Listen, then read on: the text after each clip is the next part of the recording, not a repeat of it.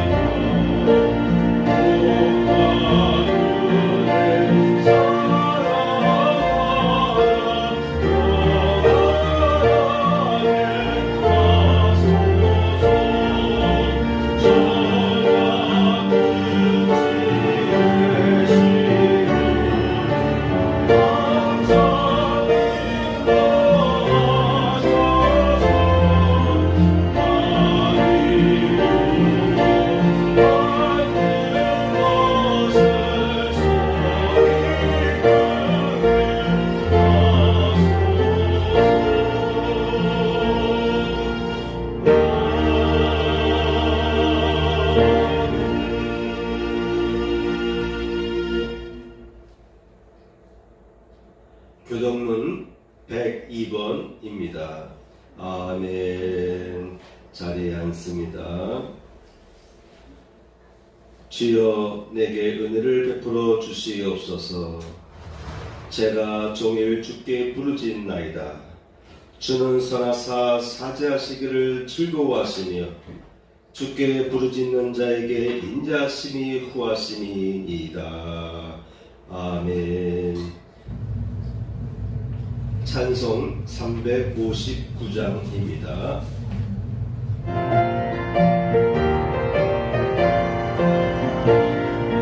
정성을 향해 가는 성도들아 헛길에 자기를 두려워하라. 성령이 너를 인도하시니 왜 빛을 하고 있느냐.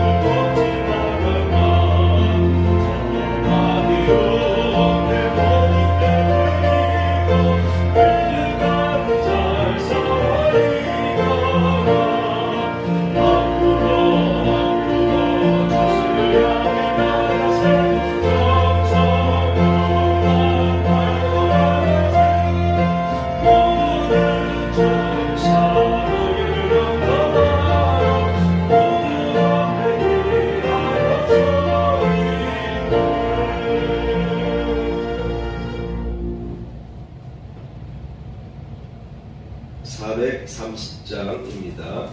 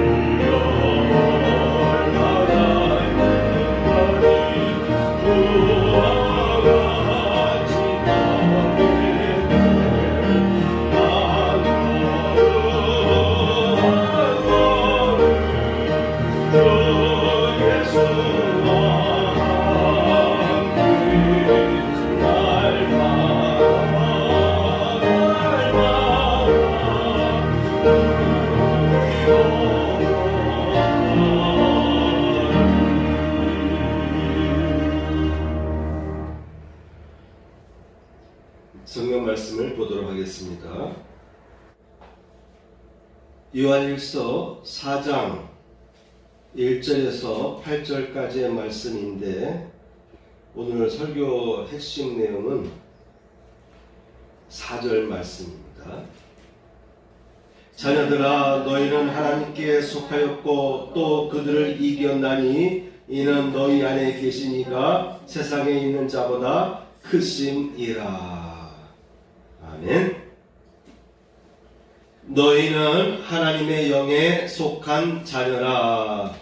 오늘은 3주에 걸쳐서 너희는 하나님의 영에 속한 자녀라고 하는 제목으로 말씀을 나누도록 하겠습니다. 지난주일 말씀을 마치면서 다음 주에 전할 말씀은 매우 중요하다라고 했어요. 다음 주에 이어서 전할 말씀은 이 세상을 살아가는 데 있어서 아주 귀한 말씀이다. 각 성도들에게 세상을 이길 수 있는 능력을 줄 수 있는 말씀이다 라고 제가 예고했는데요. 예고한 대로 오늘 4절 말씀을 중심으로 해서 너희는 하나님의 영에 속한 자녀라고 하는 제목을 3주 연속해서 말씀을 전하고 마치도록 하겠습니다. 그런 면에서 오늘 예배에 참여한 여러분들은 복받았다라고 여기시길 바랍니다. 모든 예배가 다 중요하고 하나님의 은혜를 받는 시간이지만 오늘 말씀은 대단히 여러분의 삶에 유익한 말씀을 주기 때문에 오늘 예배 찬양 자체가 복이다 라고 생각하시기 바랍니다. 오늘 전할 말씀의 네 번째 항목입니다. 네 번째 항목, 세상을 이기는 믿음의 소유자입니다. 세상을 이기는 믿음의 소유자. 오늘 본문 4절 말씀에 보면은 너희는 하나님께 속하였고 또 그들을 이기었나니 이는 너희 안에 계신 이가 세상에 있는 자보다 크시니라. 그리스도인은 세상을 이긴 자다라고 선포하고 있는 것입니다. 너희는 하나님께 속하였고 또 그들을 이겼나니, 이길 것이다가 아니라 이미 이겼다라고 기록하고 있습니다. 왜냐하면 우리 안에, 여러분 안에 계신 분이 계신데 그분은 세상에 있는 자, 세상에 있는 자는 뭐냐면 사단을 말합니다. 세상에서 활동하고 있는 사단보다 크습니다. 이미 사단을 이기셨다. 십자가상에서 사단을 이겼다. 그러므로 그분의 영이신 성령이 각 성도들의 마음속에 있기 때문에 예수 그리스도의 보혈의 피를 의지하여서 모든 그리스도인들은 역시 세상을 이길 수가 있다. 악한 자와 싸워 이길 수 있다라고 하는 것입니다. 그러므로 우리 크리스찬들은요, 세상에 속한 악한 영들을 두려워할 필요가 없어요. 이사할 때 무슨 날짜를 따지고 하는 거 있잖아요. 그거는 세상 사람들, 세상에 속한 사람들이 하는 풍습이고 관습이에요. 그렇죠? 미신이고 우리 그리스도인들은 그런 거 따지면 안 되는 것입니다. 세상에 속한 자, 귀신들의 우두머리인 마귀를 예수님께서 이기셨는데 여러분들 다 마귀의 세력을 이겼다라고 성경은 선포하고 있어요. 그러므로 우리 크리스찬들은요, 세상에 속한, 세상에서 활동하는 악한 영들을 두려워할 필요가 없습니다. 이 세상에는요, 악한 영들이 분명히 활동하고 있어요. 국가 권력에도 역사하고요, 모든 사람들이 살아가는 그 삶의 구조 안에, 사회 구성원 안에 악한 영들이 역사합니다. 그렇지만 우리 크리스찬들에게는요, 두려워할 필요가 없습니다. 왜냐하면 여러분 모두는 그 모든 악한 세력을 이길 능력을 얻었고 또한 이미 이겼기 때문에 그렇습니다.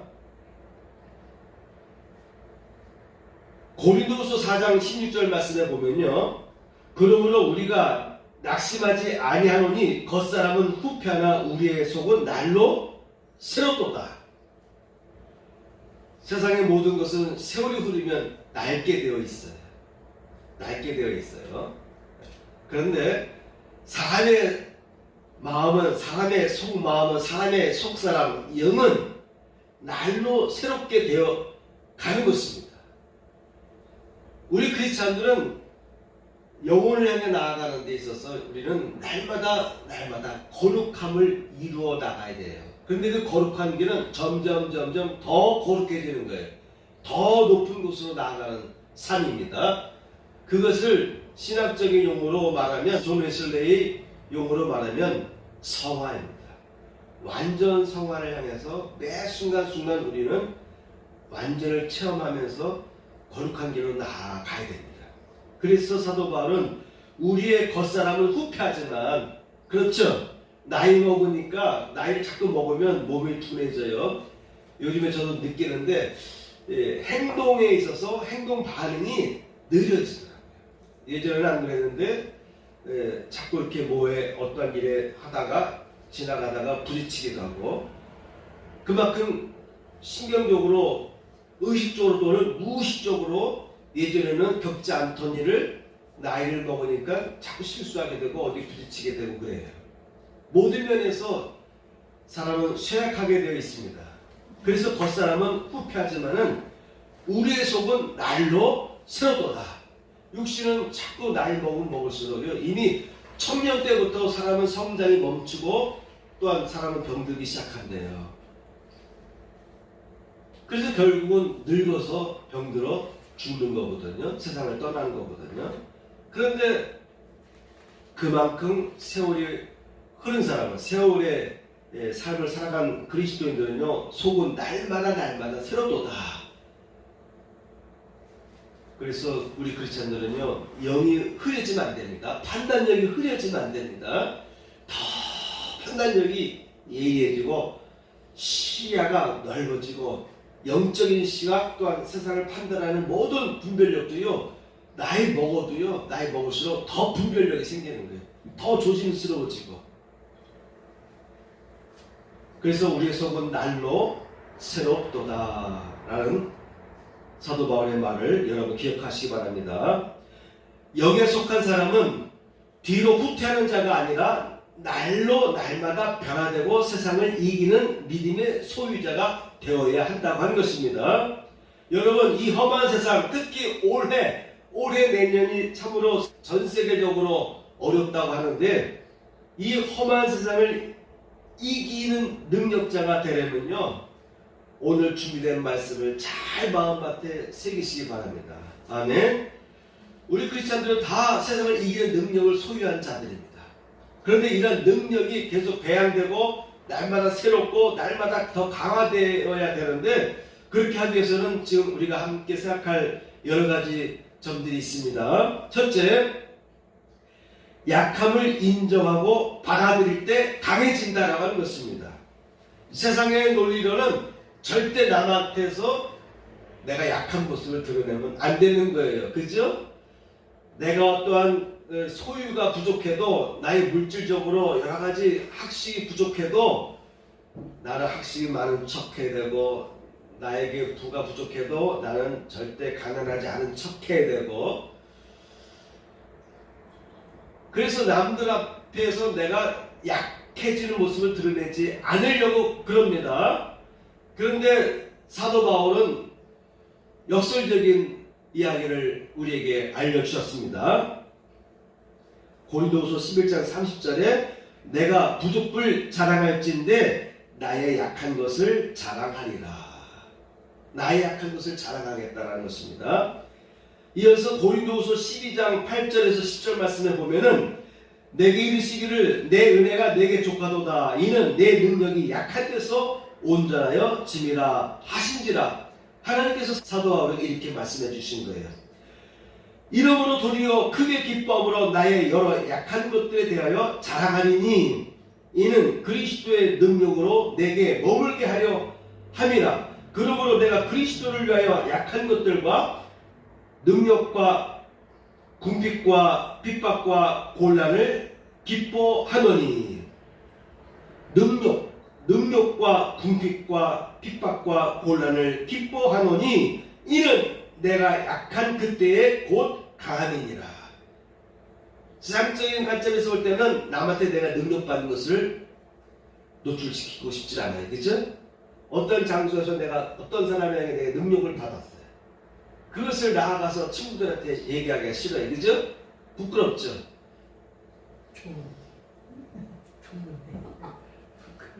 그런데 이 사도 바울의 관점에서 보게 되면은 하나님의 일을 하면서 때에 따라서 내가 능력을 당할 때도 있고, 하나님의 일을 하면서 궁핍할 때가 있고, 핍박을 받고 곤란을 당할 때가 있다는 거예요. 그런 약해진 나의 환경을 보면서도 오히려 내가 기뻐하게 된다. 왜? 하나님께서 나에게 그렇게 말씀해 주신 거예요. 내 능력이 약한 데서 온전하여 지니라. 사도 바울이 저 좀 치료해주세요. 아마도 감질병인지 안질인지 모르겠는데 사도 바울이 사도잖아요.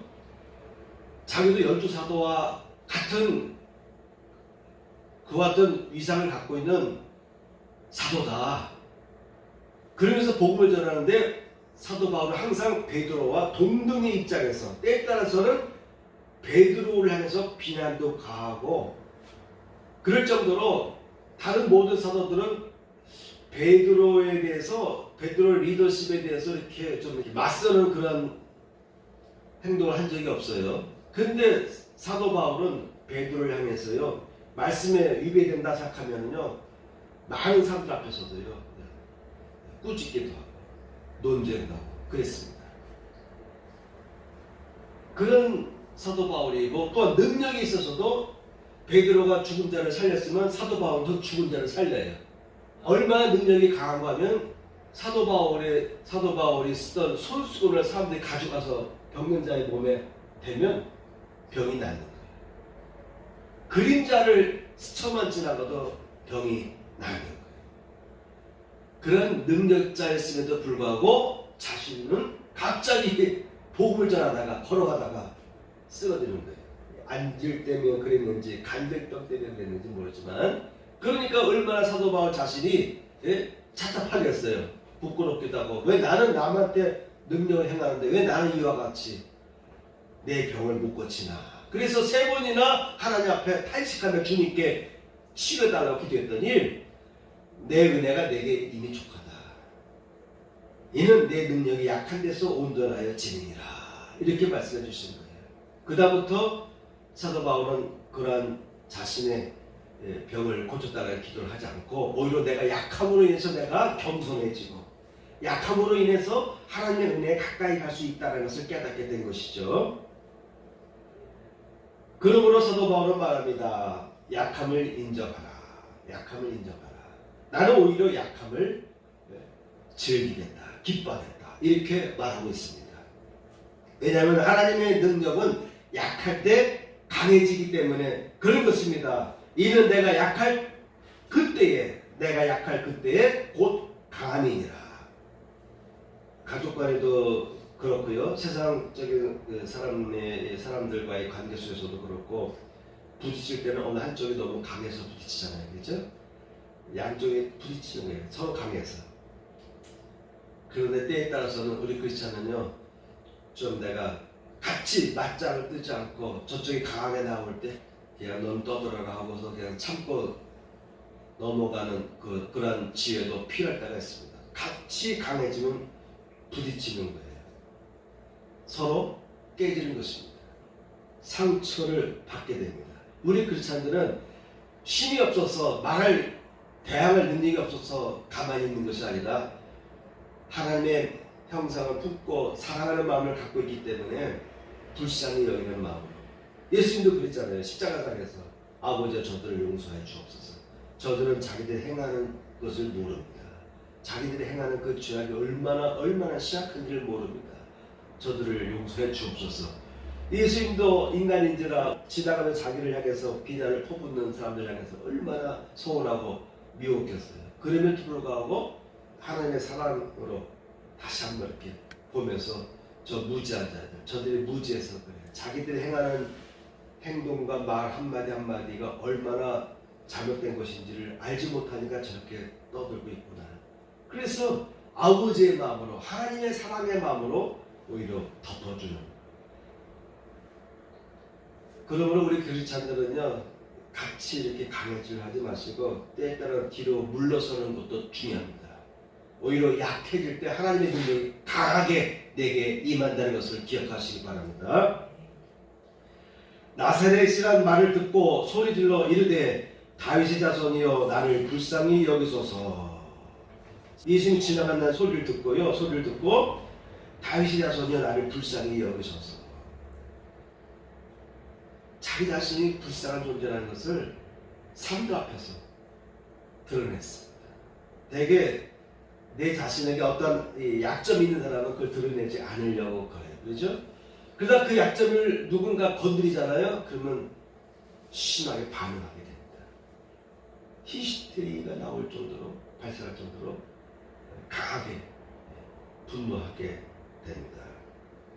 그런데 자신의 약점을 숨기려고 하지 않았어요. 오히려 나는 불쌍한 자다. 그래서 소리를 질러가면서 다윗의 자손 예수여 나를 불쌍히 여기소서. 두 번째입니다. 약점을 보완하고 긍정의 눈과 생각으로 뛰어넘어라. 사람은 누구나 다 약점이 있습니다. 약점이 있어요.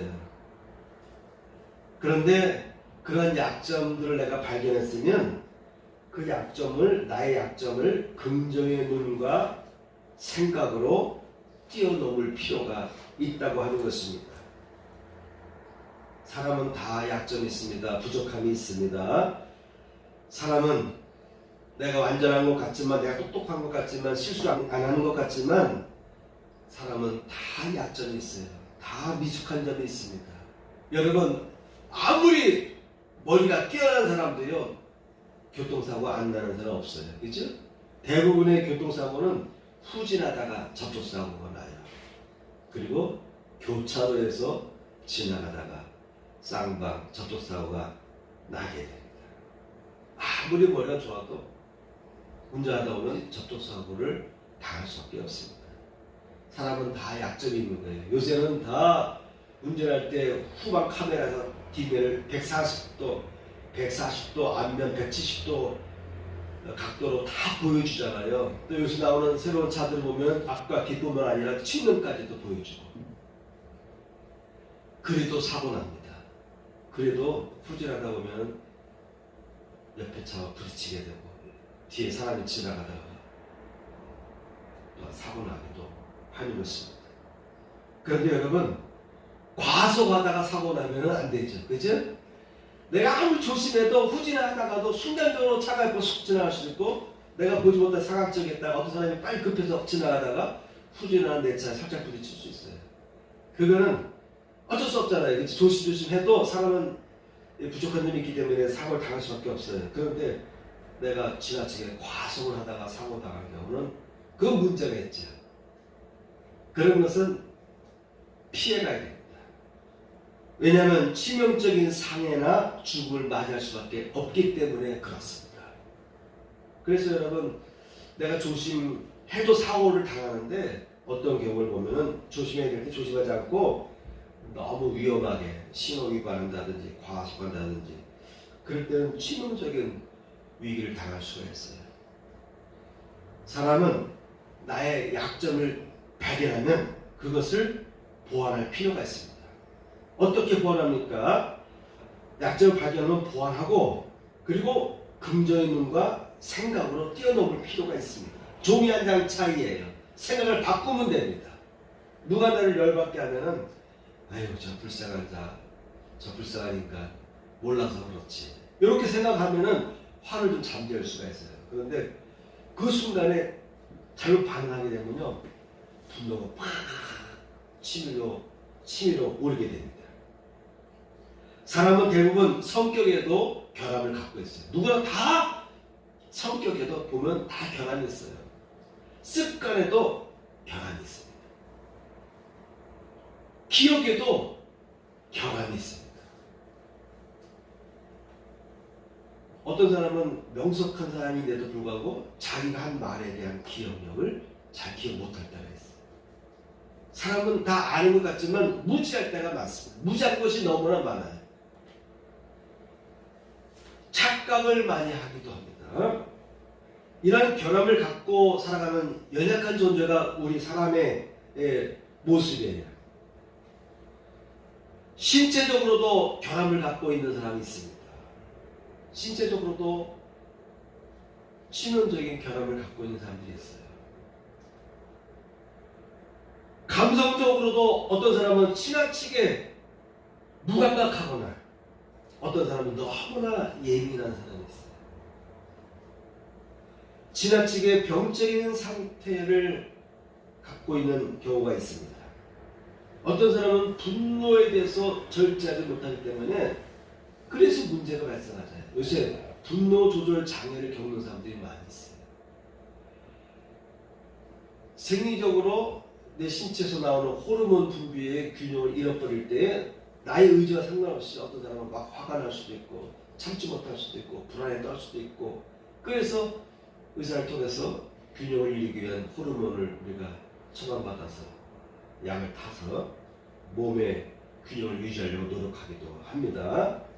또 어떤 사람은 의지적으로 취약성을 갖고 있는 사람이 있습니다. 의지가 약한 사람이 있습니다. 또 어떤 사람은 너무 의지가 강해가지고 문제가 되는 경우가 있습니다. 이성적인 약함과 결함을 우리가 갖게 되는데, 만일 내게서 그러한 결함들이 나타나면은요, 하나씩 조금씩 극복하기 위해서 보완할 필요가 있습니다. 나의 어느 신체 부위가 아프다든가 약한 부분이 있으면 그 부위를 보완하기 위해서 근육, 인대 이런 부분들을 강화시켜 나가잖아요.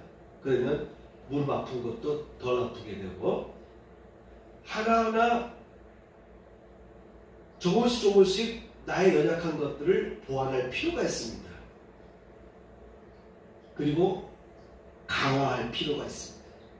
보완도 하고 강화하기 위해서 힘쓸 필요가 있습니다. 나의 연약함을 인정하고 주님의 성령의 도우심을 수시로 구하면서 뛰어넘을 필요가 있습니다. 그러므로 우리가 생각을 잠시 멈추고 새로운 시각으로 보게 되면요, 지금 내 약점을 뛰어넘을 수가 있어요. 지금 내 눈에 보이는 이런 현실들을 내가 살짝 피해갈 수가 있고 넘어갈 수가 있습니다.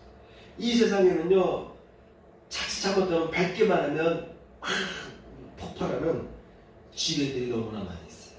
나도 모르게 지나가다 보니까 그곳이, 내가 밟은 곳이 지뢰예요. 그 지뢰가 터지면 사람이 무릎까지 그냥 손상 나가지 않습니까? 우리가 살아가는 세상은 그래요. 나도 모르게 여기가 평온한 길이고 여기가 안전한 길인 줄 알고 걸어왔는데 지나고 나보니까 거기 지뢰가 있었어요.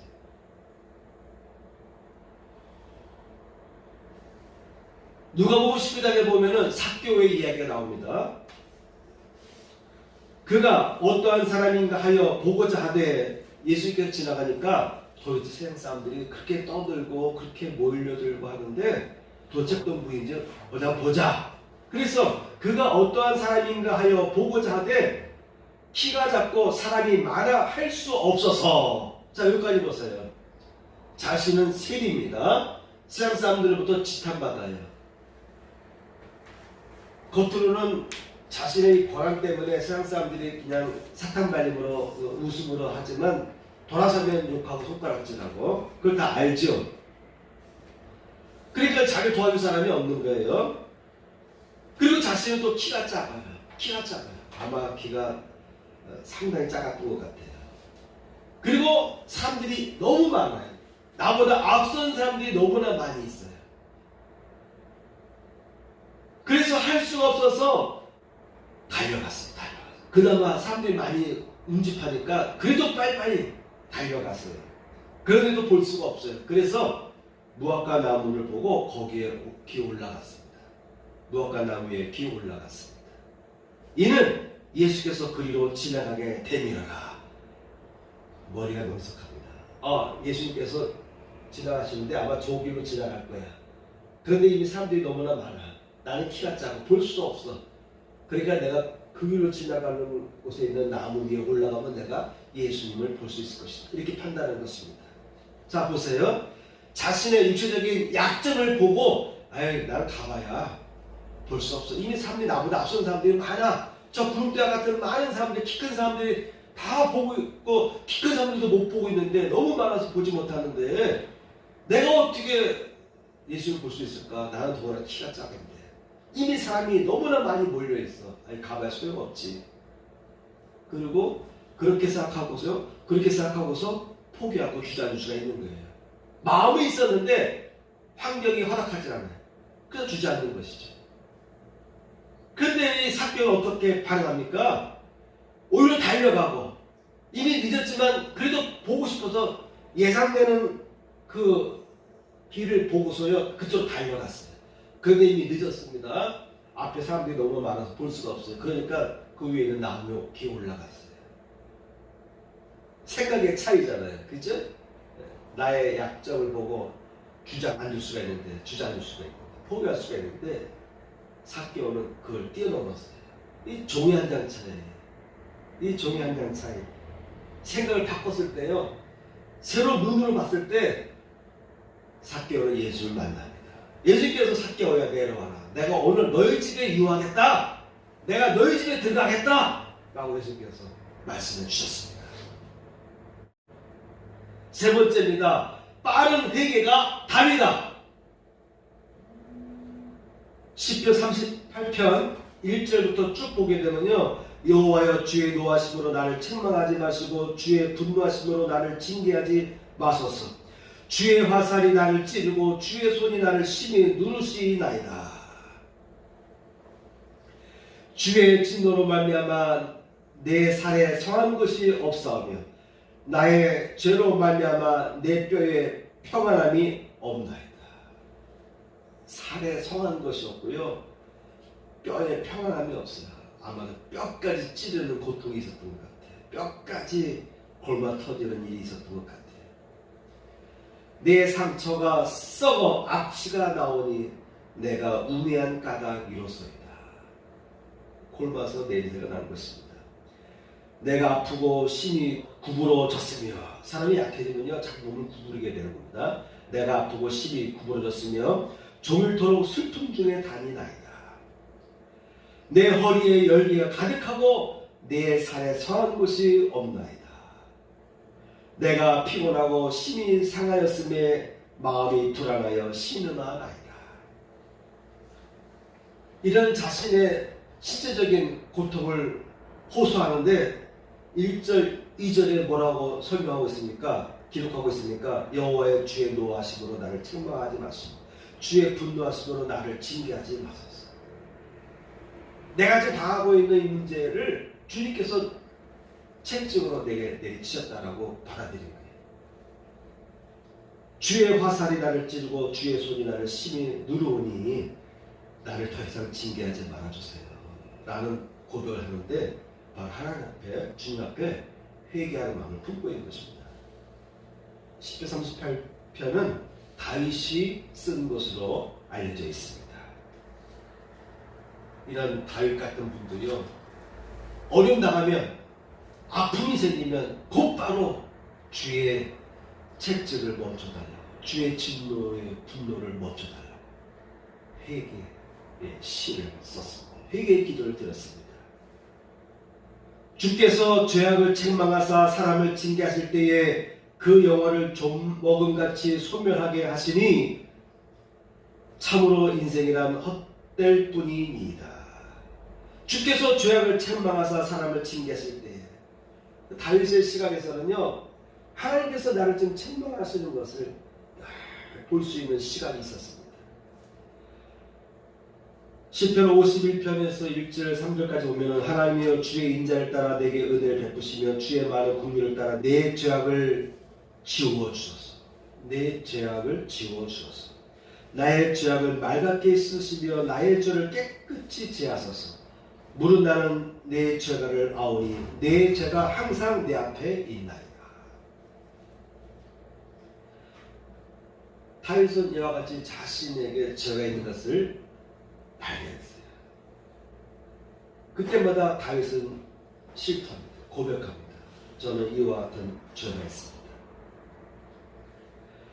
내가 죄악 중에 출생하였으며 어머니가 죄 중에 나를 잉태하였나이다. 이미 부모로부터 내가 죄의 유전을 내가 갖고 태어났다. 부모의 태 속에 있을 때부터 나는 이미 죄를 안고 내가 세상에 태어났다. 이렇게 고백하고 있어요. 위대한 인물들은 내 안에 죄가 있는 것을요 철저히 분석해내요. 위대한 영성가들은요 내 안에 조그마한 죄까지 다 보이게 돼 있어요. 그러므로 여러분, 회개에 신속하게 빠르게 회개하는 것이 답이다. 하나님의 능력을 받고 능력이 내게서 소멸되지 않는 비결이 뭐냐면 빠르게 회개하는 것입니다. 네 번째입니다. 눈물의 간구입니다. 눈물의 간구. 눈물의 호소는 사람의 마음을 움직이듯이 하나님의 마음을 움직이게 됩니다. 다윗은 용맹한 장수였지만은 하나님 앞에서는 항상 그는 연약한 사람이었어요. 그래서 그는 하나님 앞에 기도할 때 수시로 그는 때에 따라서는 눈물을 흘리면서 기도할 줄 아는 사람이었어요. 부하 장수들, 따르는 장수들을 통솔하고 인솔하려면 리더도 그만큼 강해져야 되는데, 그런데 다윗은 하나님 앞에서만큼만은 항상 약한 자의 모습으로 때에 따라서는 눈물을 흘리면서 기도하곤 했습니다. 주는 나를 용서하사 내가 떠나 없어지기 전에 나의 건강을 회복시키소서. 여호와여 나의 기도를 들으시며 나의 부르짖음에 귀를 기울이소서. 내가 눈물을 흘릴 때에 잠잠하지 마옵소서. 나는 주와 함께 있는 나그네이며 나의 모든 조상들처럼 떠보나이다. 다윗은 자기가 갖출 수 있는 모든 능력, 부와 권력을 다 갖추고 있었습니다. 그를 따르는 목숨 걸고 따르는 한 사람이 있었어요. 그럼에도 불구하고 다윗의 시각으로 볼 때는요, 항상 자신은 조상들처럼 나그네다. 나그네다. 나는 주와 함께 있는 나그네입니다. 내가 눈물을 흘릴 때에 잠잠하지 마소서. 이 연약한 모습 있잖아요. 때에 따라서는 기도할 때 눈물의 호소로 기도할 필요가 있습니다. 이에 그들이 근심 중에 여호와께 부르짖음에 그들의 고통에서 건지시고 부르짖어 기도할 필요가 있습니다. 눈물 흘리며 부르짖어 기도할 필요가 있습니다. 그렇게 기도했더니 바른 길로 인도하사 거주할 성읍에 이르게 하셨도다.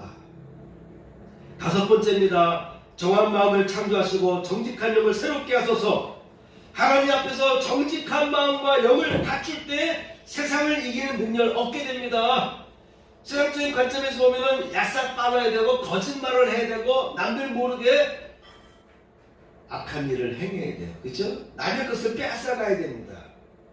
그런데 그렇지 않으면요, 그럴 수가 없어요. 하나님께서 불꽃 같은 눈초리로 모든 것을 바라보고 계시기 때문에 하나님 앞에 항상 정직한 마음을 가지려고 노력할 수밖에 없습니다. 다윗은 그런 마음을 품었기 때문에 하나님이여 정직한 마음을 내게서 창조해 주세요. 정직한 영을 새롭게 해 주세요 라고 기도했던 것입니다. 세상적인 관점에서는 좀 거짓말도 해야 되고 남한테 있는 척도 해야 되고 나의 부족한 것을 가리고 거짓말도 하고 어떠한 남의 도움도 받아들여야 되지만은 다윗은 그에게서 가장 중요한 것은 하나님 앞에 정직한 마음을 품는 거였습니다.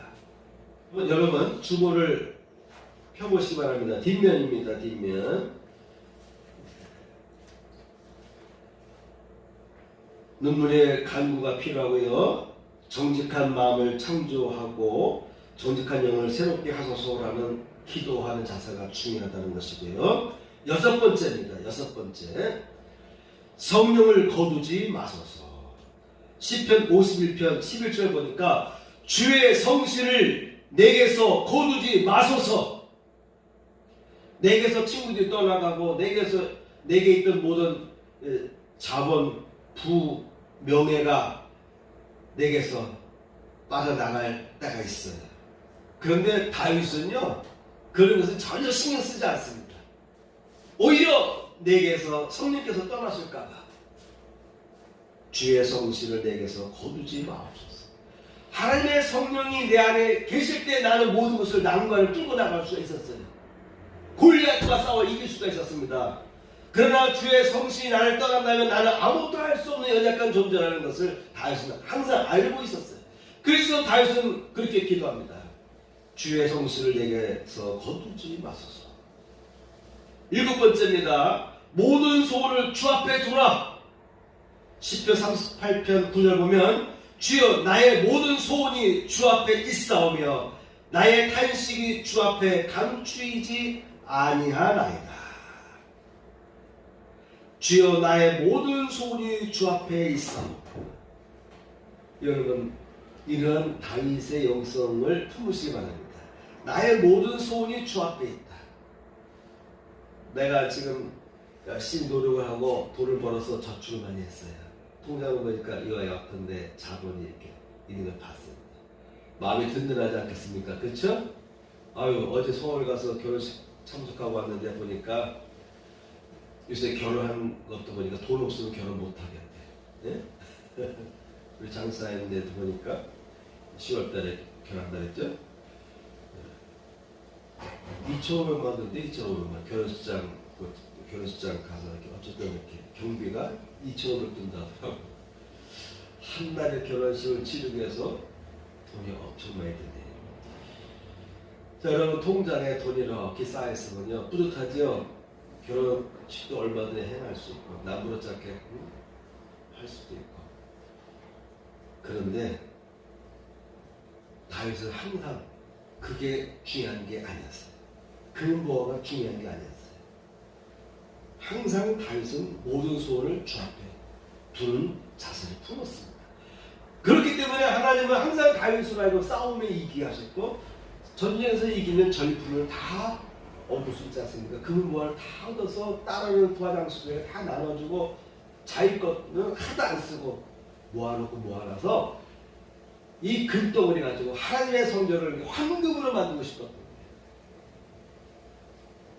여러분 소원을 하나님께 두는 사람은요 하나님께서 여러분의 소원을 여러분이 품지도 않은 소원까지 다 이뤄줄 줄 믿습니다. 아멘. 8번째 예배의 성공하라입니다. 하나님께서는요 예배하는 데를 찾으십니다.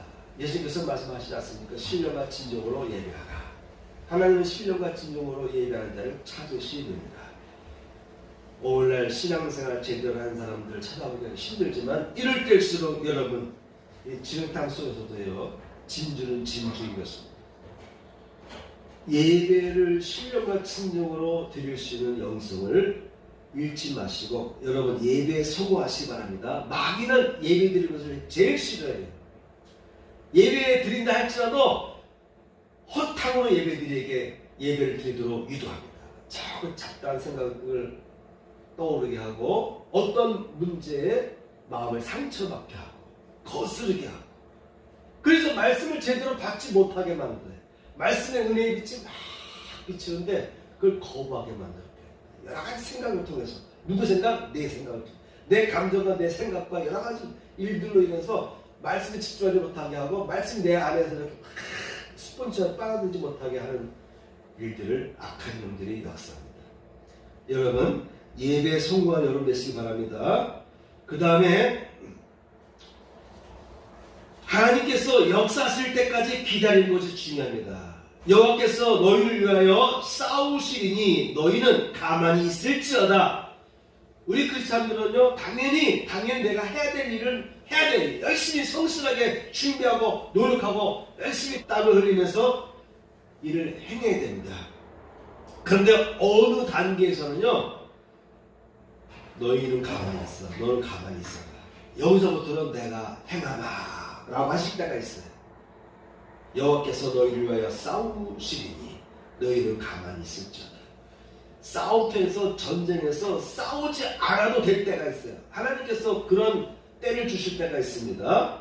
그래서 우리는 기다릴 필요가 있습니다. 아니 당연히 우리가 도와야죠. 당연히 전쟁에 나가서 내가 칼을 들고 활을 들고 나가 싸워야죠. 가만히 있는다고 이깁니까? 라고 말할 수 있는데 때에 따라서는 아니야.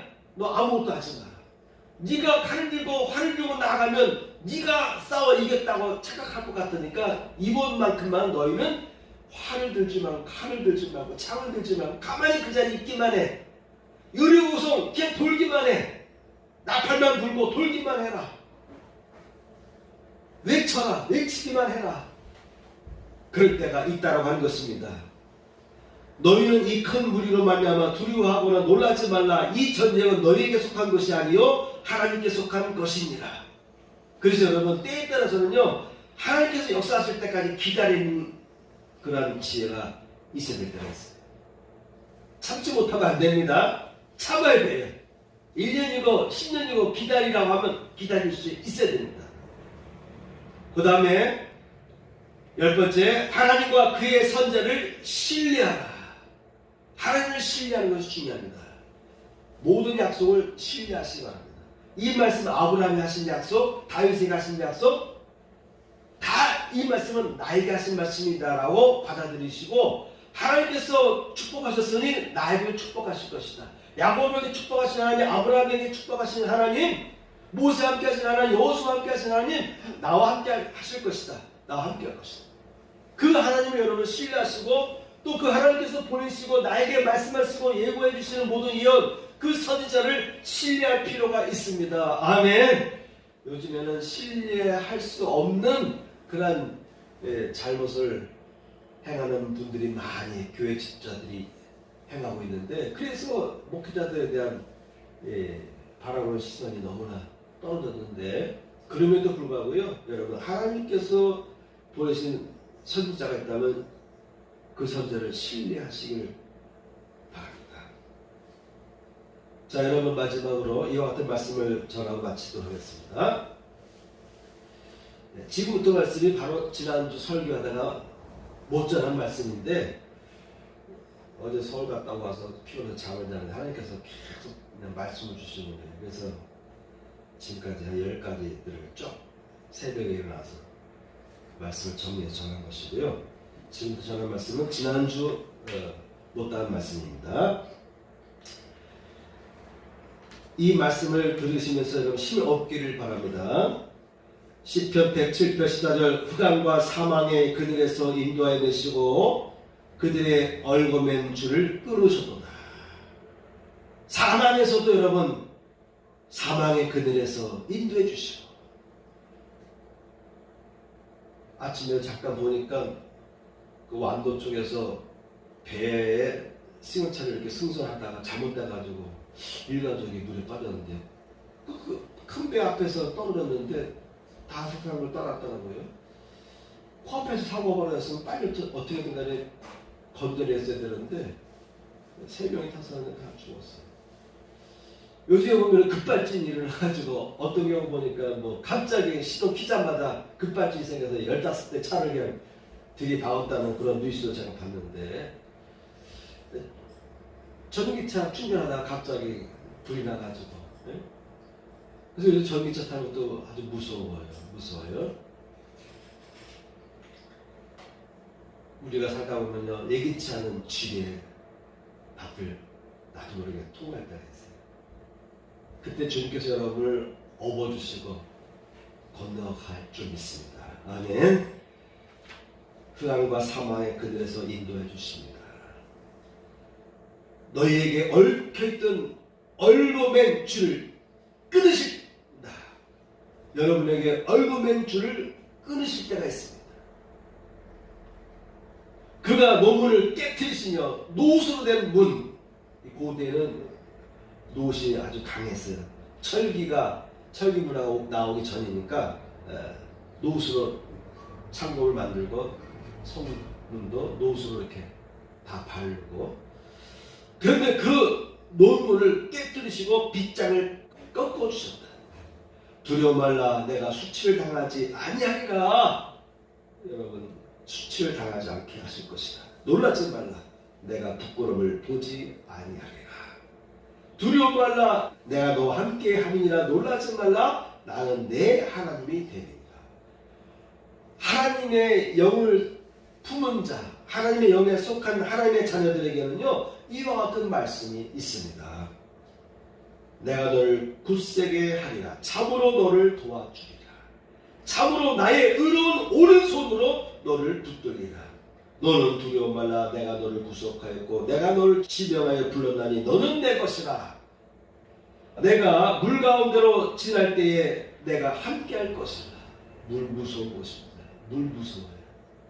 물 가운데로 지날 때 내가 함께 할 것이다. 강을 건널 때에 물이 너를 침몰치 못할 것이며 내가 불 가운데로 행할 때에 타지도 아니할 것이요 불꽃이 너를 사르지도 못하리니 대저 나는 여호와 내 하나님이요 이스라엘의 거룩한 자요 내 구원자임이라. 너희를 위로하는 자는 나 곧 나이니라. 너는 어떠한 자이기에 죽을 사람을 두려워하느냐. 하늘을 펴고 땅의 기초를 정하고 너를 지은 자 여호와를 어찌하여 잊어버렸느냐. 너를 멸하려고 예비하는 저 학대자의 분노를 어찌하여 항상 종일 두려워하느냐. 학대자의 분노가 어디 있느냐. 나는 여호와여 모든 육체의 하나님이라. 내게 능치 못한 일이 있겠느냐. 예수께서 저희를 보시며 가라사대 사람으로는 할 수 없으되 하나님으로서는 할 수 있느니라. 대저 하나님의 모든 말씀은 능치 못하심이 없느니라. 무릇 사람이 할 수 없는 것을 하나님은 할 수 있느니라. 할 수 있거든요. 무슨 말이냐? 믿는 자에게는 능치 못할 일이 없느니라. 내게 능력 주시는 자 안에서 모든 것을 할 수 있느니라. 오늘은 3주째라 간단하게 전하고 찬양을 많이 부르려 했는데 새벽에 하나님께서 말씀을 쫙 주셔가지고 주신 말씀도 제가 신속하게 전하면서 말씀을 전하였습니다. 찬양 부를 시간은 없고요. 찬양을 마음껏 부르고 싶었는데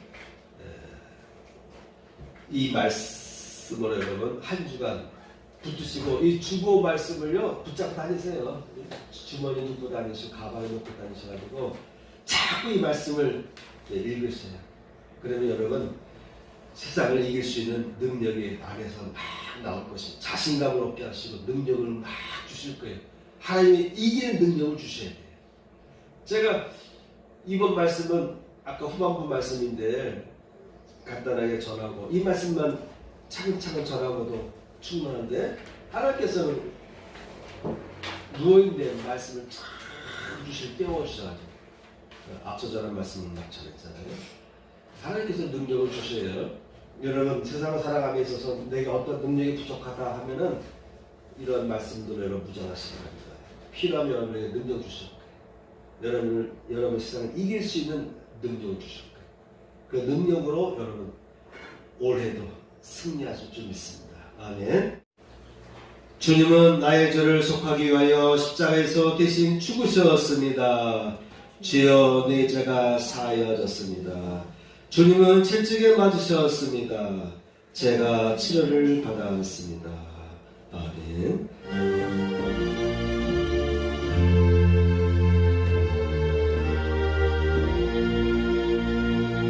나의 하나님 받으소서. 주께 드리는 이 예물 소리 높여 감사하고 주께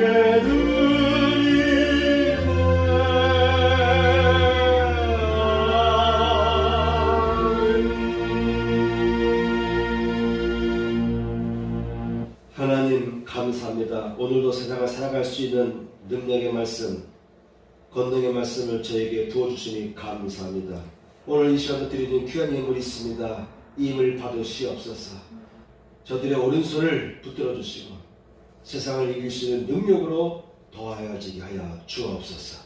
이제는 우리 구주 예수 그리스도의 은혜와 하나님 아버지의 극진하신 사랑과 성령님의 감동감과 역사하시니 이전에 참여한 성도들 위해 함께 하시기를 축원하옵나이다. 아멘.